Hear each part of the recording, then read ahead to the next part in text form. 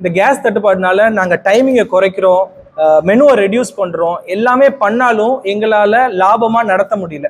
ஏன்னா packaging material rate கூடி இருக்கு. இப்போ நம்ம விறகு அடுப்புக்கு மாறலாம்னா விறகோட ரேட்டு கூடுது, கறி மாற்றலாம்னா அதுவும் ரேட்டு கூடுது. எல்லா ரேட்டும் கூடுறதுனால எங்களால் இதை இனிமேல் ப்ரொசீட் பண்ண முடியாது. நாங்கள் எங்கள் அசோசியேஷனாக முடிவு பண்ணியிருக்கோம், எங்களால் எத்தனை நாளைக்கு தள்ள முடியுமோ அத்தனை நாளைக்கு தள்ளுறோம். பட் ஆனால் இது ஒரு எண்டுக்கு வரணும். இதுக்கு நாங்கள் அரசாங்கத்தை வேண்டுகோள் எடுக்கிறோம், எங்களுக்கு கேஸை சீக்கிரமாக அரேஞ்ச் பண்ணி தரணும்ட்டு. ரெண்டாவது, கேஸு பிளாக்ல கிடைக்குது. பிளாக்ல விற்கிறதும் தப்பு, வாங்குறதும் தப்புன்றாங்க. ஆனால் இன்னும் அந்த மாதிரி நடந்துட்டு தான் இருக்கு.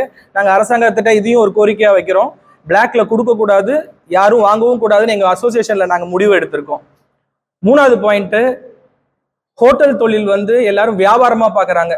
ஹோட்டல் தொழில் ஒரு கிட்டத்தட்ட ஒரு 50,000 தொழிலாளிகள் இங்கே இருக்காங்க கடலூர் மாவட்டத்தில். அவங்களோட வாழ்வாதாரம் மக்களுக்கு இன்னும் அவேர்னஸ் ரீச் ஆகலை. இந்த மாதிரி கேஸ் பிரச்சனை இருக்குன்றதே ரீச் ஆகலை. இன்னுமே மக்கள் ஒரு ஹோட்டலுக்கு வராங்கன்னா அவங்களோட மைண்ட் செட் எப்படி இருக்குன்னா, ஏன் எங்களுக்கு சுட சுட தோசை கிடைக்க மாட்டேங்குது, ஏன் எங்களுக்கு வெரைட்டி கிடைக்க மாட்டேங்குது அப்படின்னு வராங்க. இன்னும் இந்த மீடியா மக்கள் கிட்ட இந்த அவேர்னஸை போய் சேர்க்கணும்னு நாங்கள் கேட்டுக்கிறோம். ஏதாவது பாயிண்ட் இருக்கா? ஆமா, இப்போ இந்த கேஸ் ரேட்டு கூட கூடும்போது எங்க ஹோட்டல் நடத்த முடியுது, ஏன்னா மெனுஸை குறைச்சு வைக்கிறோம். பட் ஆனா ஆயில் ரேட்டு கூடிடுச்சு, அத்தியாவசிய பொருள் எல்லாமே விலை கூடிடுச்சு. இந்த நேரத்துல நாங்க நடத்திட்டு வர்றது மக்களுக்காக எங்களால கொடுக்க முடிஞ்ச அளவுக்கு கொடுக்குறோம். ஆனா எங்களால இதை கடைசி வரைக்கும் கொடுக்க முடியாது. இதை மக்கள் கிட்ட நாங்க விலையை ஏற்றி தான் ஆகணும். பொதுமக்களும் எங்களுக்கு இதுக்கு ஆதரவு தெரிச்சுதான் ஆகணும்.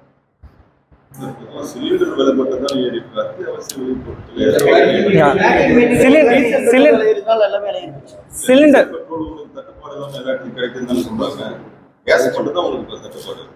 ஆமா, இப்போ பேக்கிங் மெட்டீரியல்ல இருந்து இப்போ நாங்க மாற்று ஏற்பாடு பண்ணியிருக்கோம். விறகு வாங்குறோம், விறகுக்குமே டிமாண்ட் ஏற்படுது.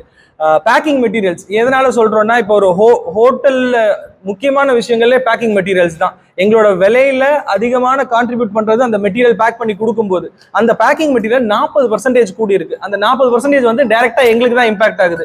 எங்களுக்கு அந்த 40% கூடுதுன்னு அவங்க சொல்றத நாங்க டைரக்டா போய் மக்களிடையே சேர்க்க முடியல. நாங்க எங்களோட ஸ்லாப்ல தாங்க முடிஞ்ச அளவுக்கு அந்த சுமைகளை தாங்கிட்டு மக்களுக்கு அதே ரேட்ல கொடுக்கணும்னு பாக்குறோம். பட் ஆனா இந்த நிலைமையில எங்களால கொடுக்க முடியாது. நாங்க அசோசியேஷனா டிசைட் பண்ணியிருக்கோம், எல்லாருமே விலையேற்றம் பண்ண போறோன்றத டிசைட் பண்ணியிருக்கோம்.